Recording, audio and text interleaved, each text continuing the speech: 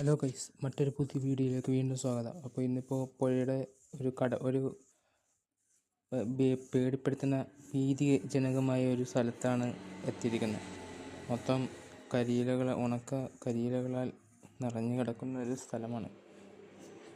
ഇഴജന്തുക്കളൊക്കെ ഒരുപാടുള്ള ഒരു ഏരിയയാണ്. എന്നാലും ഇവിടെ ഒന്ന് വന്നതാണ്.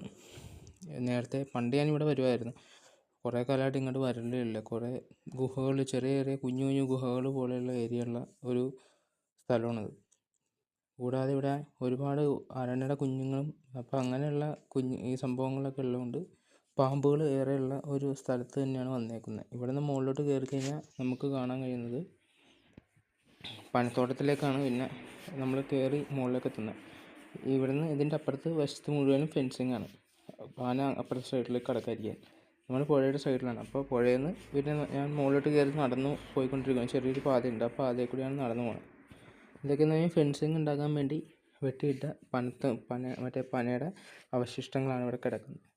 അപ്പോൾ അടുത്ത വീഡിയോ, ഇതിൻ്റെ ബാലൻസ് അടുത്ത വീഡിയോ ആയിട്ട് വരാം കേട്ടോ. ടാറ്റാ, ബൈ.